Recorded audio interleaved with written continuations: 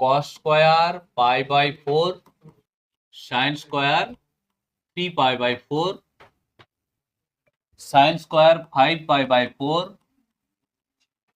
R sin square 7 pi by 4। যদি না ভাবার মতো কিছু করো তাহলে পাই বাই 4 এর মান বসিয়ে দিলেও হয়, আর যদি ভাববো বলো এটা হচ্ছে cos 45 মানে 1/√2 স্কয়ার, আর এটা হচ্ছে sin 135 ডিগ্রি এটার হোল স্কয়ার, আর এটা ইনটু 45 কত 225 225 sin 225, আর এটা হচ্ছে ইনটু 7 315।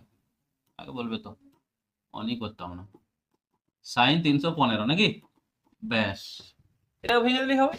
এটা কত 1/2, এটা কত হচ্ছে 90 ইন্টু 1 প্লাস 45 তার whole square plus sine 90 into 2 plus 45 এটার হোল স্কয়ার, এটা কত হবে 90 ইন্টু 3, না বেশি দেবো 4 হলে 4 দিই, ঠিক আছে, এটার হোল স্কয়ার। তাহলে এটা 1/2, এটা কোন কোয়াড্রেন্টে পড়ছে সেকেন্ড নিজের ঘর, কিন্তু cos 45 হবে।